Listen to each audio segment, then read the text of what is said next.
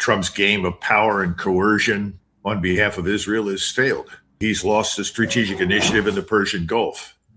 And that's where we are. Now, let me point out something that I don't think we hear enough. Military power, regardless of what kind it is, whether it's Russian, American, Chinese, Iranian, German, doesn't make any difference. It's not an abstraction. One size never fits all. The use of military power always has great potential, but always has limitations. You can't understand it outside that framework of purpose, method, and end state. President Trump never felt constrained in any way by that framework. And so he opted for heavy reliance on a form of military power that was the wrong answer in the wrong place at the wrong time. So we've been organized, trained, and equipped, and you know this from your own experience, to fight a short, decisive campaign. Iranian military planners assumed that whatever happened against us would be long, exhausting, and attritional in character. So Iran's defensive power was designed from its inception to exploit the technological impact of persistent surveillance, which we have not evidently appreciated, linked to thousands of standoff attack systems, missiles, and drones. And they've exploited their formidable geographic position. As we've discussed before, Iran is kind of a giant fortress surrounded by mountains, bordered in the south by impassable deserts. You put all of it together, and it doesn't make any difference what General Keane or anybody else says. We have the wrong instrument. We're not organized for this. We're not trained for it. We're not ready for it. We're ready to refight World War II someplace in some other form with new weapons, but we're not ready to take on a state the size of Western Europe with 93 million people inside this sort of geographical fortress. But nobody bothered to look at it, And this is back to my point on psychological bluff. Bluff can get you a long way. We know that from history. And President Trump is a master of bluff. That's what he did in business. Now, he also went bankrupt several times, from which he then subsequently recovered, obviously. But the point is, he's been able to bluff a great deal and get away with it. But this is not business. This is not the art of the deal. This is something very different. This is a strategic confrontation between Israel, the United States, and Iran, and increasingly much of the world, which he is not paying attention to. And, Doug, I want to go down this path a little bit there because I think it is maybe much more profound than people are aware of. When you talk about the kind of war we're designed for, sharp, quick, powerful, end, and then get off the table. And I think that we're seeing the limits of that right now in ways that haven't yet been very apparent to people who aren't paying full attention beyond the words that are coming up. And let me explain. So in the Russia-Ukraine war, they're fighting an existential war, really from the viewpoint of both sides, one way and the other. And they have this idea that they're fighting this long existential fight and an attrition warfare. So they have both sides now have the industrial capacity that they can just crank out the kinds of weapons, whether it's drones or something else or missiles and all that goes along with it, and can sustain this for literally years. Even Ukraine, for all of its deficiencies, is able to manufacture this stuff and can drag this out for a long time. On the other hand, we have almost no industrial capacity. We have it's like this whole gorilla balanced on a little stick, because that's as far as if we can't sustain any kind of a fight very long, then it doesn't matter how many tanks, planes, aircraft carriers and the like we have if we don't have ammunition for them. And it seems like we're literally designed that we would fail if we get into a sustained battle anywhere. Is that close to being right? Of course. And that's something that Eisenhower concluded after World War II. We were only really in the war fighting for about 3 years. Everybody else was in it for at least 5 or more. And he understood that the American population would not tolerate the inconvenience of a very long, drawn-out war. They could not cope with attrition. We could not take the heavy casualties. Things, by the way, that the Israelis are now finding out about their own society.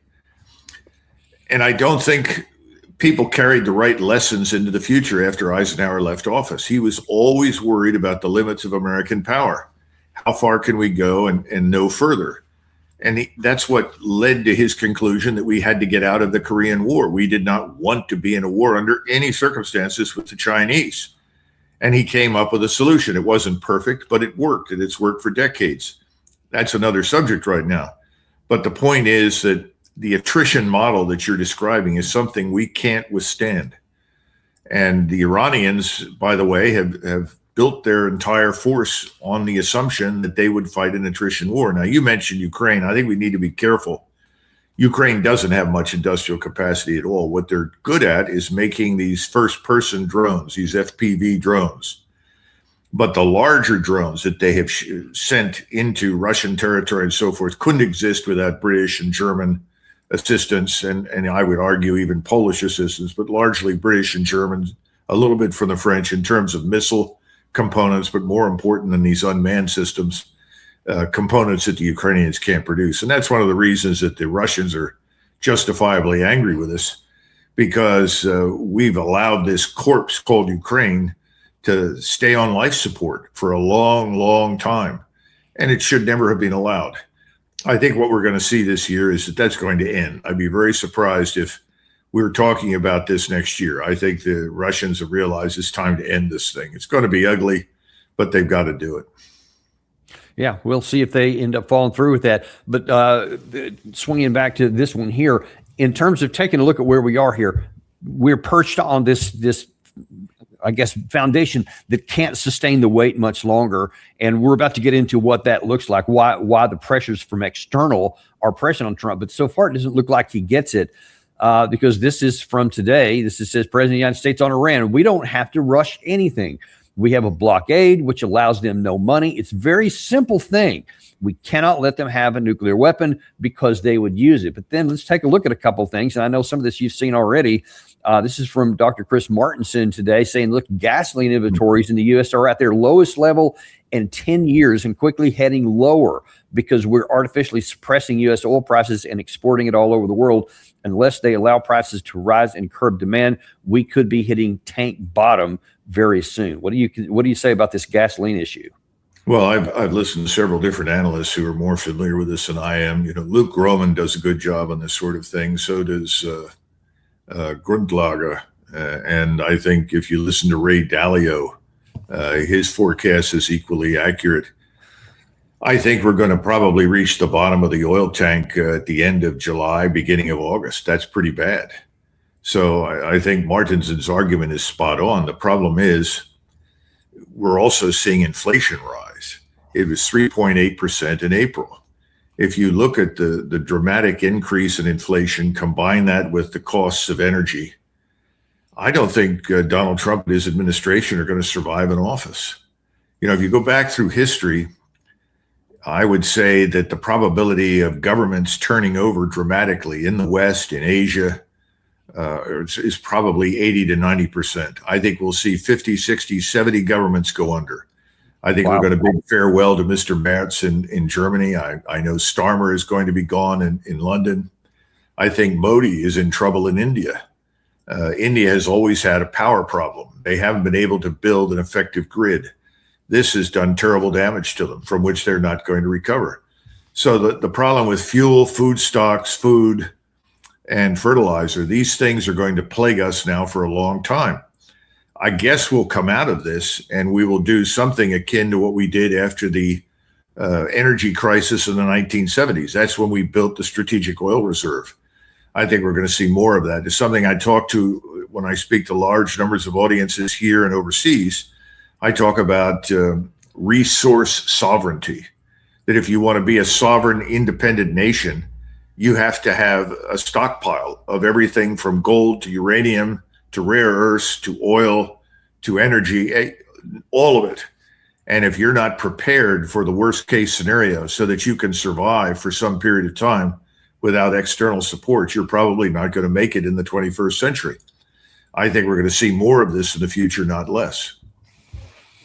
And, you know, one of the things that's troublesome to me, you mentioned a minute ago that Jack Keane, he understands the reality. He's just saying this because of it's a paycheck, I guess. I don't know how many others fall into that same category, whether Bolton and Mike Pompeo are aware of this too, and they're just going down this path because they get paid.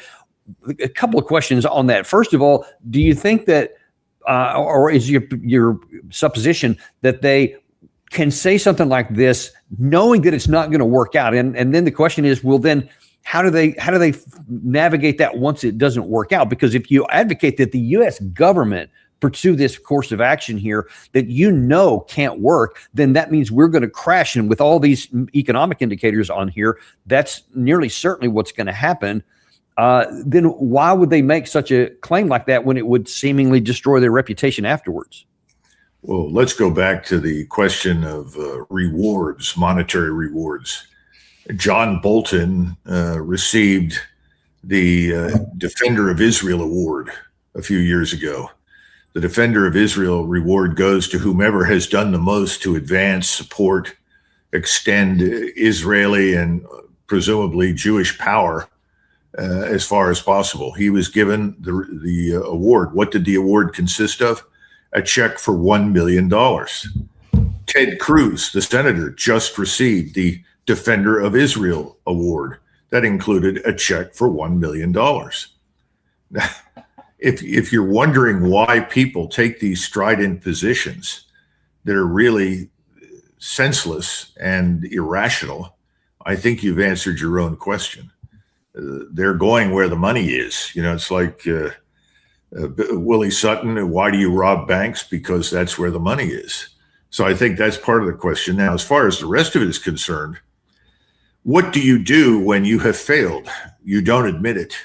You try to distract people. And this is where we are at the moment.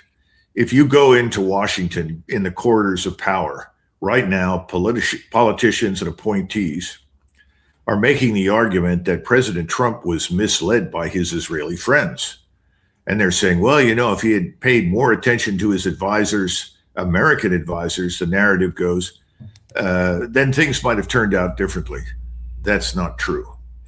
There's a huge mountain of evidence right now that just like President Lyndon Johnson, Trump and his inner circle, including Vice President Vance, were drivers of military action and escalation. Trump seems to have rejected advice from those in and out of uniform who opposed it. Of course, we don't know who that is because we're not even sure anybody who was stridently opposed to this dumb idea was ever allowed into the Oval Office. But I think we're beginning to see everything sort of crack and fall apart. You've got Benjamin Netanyahu. He wants this war to go on until he thinks it's over. He announced this morning it's not over and we have to continue. Well, there's no alternative for him. If he says, well, we tried, it didn't work, we've had it, what happens to Netanyahu? He goes away quickly. Then the other thing is that there's a reluctance to admit that both Congress and the White House have been the obedient servants of Greater Israel. They embarked upon this thing on the basis of assurance from the Israelis that not only would this benefit us and specifically benefit the politicians in Washington in all sorts of important ways financially, but it would also ensure that Israel remained the dominant power exercising military hegemony across the entire region. Nobody's going to admit that because if they admit that, they're admitting that they've effectively been turned into puppets. Nobody wants to say that. So then you get to the final part. Here's President Trump pulling himself together along with Bessent to go to China.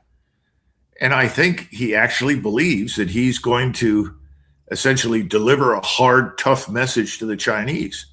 The problem is that China is in a very good position to survive all of these calamities right now. They have a huge strategic oil reserve. They've actually got various forms and sources of energy that are going to help them through this. They've got coal, which they can actually liquefy and turn into oil and gas, but they've got plenty of coal-fired plants. They've got nuclear power. And of course, they've got the alternatives to the standard carbon-based power. But the point is, China's not hurting. China's not in a financial crisis where the country is on the verge of falling apart. That's all nonsense. The Chinese economy is strong. Its population, its society is cohesive. So, Washington's foolish war on behalf of Israel has simply disrupted energy flows all over the world and done serious damage to American strategic interests. he should be going over there for a serious and frank dialogue with the Chinese and be honest and say, I've got to get out of this. This is obviously a mistake. We need to work out a different way. He might get some response out of the Chinese. It would be positive, but I don't see that happening. I think he's going to go in there and try to force things on the Chinese. It's not going to work. Yeah, and I'm going to get to that in just a second because that's really important, especially because he's about to go there today. But I want to stick on this current situation here. You talked about the political situation, not just with the Jack Keanes and the Boltons and the talking heads, but also members of Congress and senior members of the government. One of the other things that's also at play here, which is shielding the information from the American public, is even in the oil industry itself. Now, Chris Martins and several others have just shown data, just charts that show we're in real trouble. Inventories of nearly anything is going down, the Strategic Petroleum Reserve, gasoline stocks. I mean, anything you want to talk about. And then you get into here. This is from JP Morgan. This is also from today. It says, a core assumption of our framework is that the accelerating pace of oil inventory depletion will ultimately force the reopening of the Strait of Hormuz one way or the other. Our base case envisions the strait reopens in June, anchored on June 1st for simplicity. June 1st, that's barely 2 weeks from now, a little under 3 weeks, following a clear and credible announcement ratified and confirmed by both sides, such as a statement from the UN Security Council. I mean, there's no evidence whatsoever that something like that is coming in the near term, and yet they're basing their base case on what they expect the oil market to do, and hence you have oil, I think it's just barely above $100 at this moment, $101 at the moment, which by most of the experts I've seen is way under what it should be to reflect the actual fundamentals in energy around the globe, et cetera.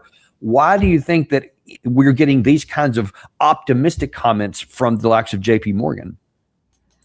Wall Street hasn't figured it out. Wall Street, with very few exceptions, is living in the same sort of delusional bubble that Trump lives in. They're looking at the stock market. Trump's looking at the stock market. Their obsession is to keep the market up, to boost prices, because that's where all of these people have made their money. I think in the past, we've had discussions about different kinds of capitalists. There are financial capitalists. These are people that benefit from the transaction fees that fill their bank accounts. That's generally what you have in New York City. You have very few production capitalists. These are people that build things. They build factories that in turn build something, whether it's rockets or cars or microchips, whatever it is. We have very few production capitalists in the United States. Trump is not a production capitalist. This is not someone who's run assembly lines, who's been down on those assembly lines and seen what happens and what needs to happen. This is someone who's made his money entirely through the financialization of our economy. These people are not in touch with reality. I talked to one recently on the phone who's very much at the center of all of this, and he said, Doug, you don't understand. Everybody up here on Wall Street thinks that the U.S. Navy and the Marines are going to bash their way into the Persian Gulf, take it over, and essentially dictate terms to everyone. And I said, you've got to be kidding. He said, no, that's what they think. And to a large extent, I think that's what's gotten President Trump in trouble. He goes back to this perception of the Second World War, back to the perception of other places and other times when we have used our military power successfully. I don't think he understands not only just how profoundly the world has changed and how the economy has changed. I don't think he understands how profoundly military power has changed. As far as he's concerned, the revolutionary in military affairs is a precision-guided missile. But there's much more to it, as you and I both know. So that's why we've got the wrong force in the wrong place at the wrong time with the wrong mission. And surprise, surprise, they're not doing well. Well, they're not organized to cope with this new strategic revolution in military power. They're not ready for it. And as we talked about earlier, the short war versus the attrition model. So at this stage, I think the problem is just blatant ignorance and then unjustified faith that somehow or another, the military is going to win this war. But the fact that they're not winning this doesn't have much to do with them. It's not their fault. You know, you can build the greatest force in the world. You can send it into something for which it wasn't designed and it will fail. That happened to us in Vietnam. That happened to the German armed forces that were never designed to fight a long war over a 1,000-mile front in Russia. Never. So when you do that, you fail. But this is beyond Donald Trump.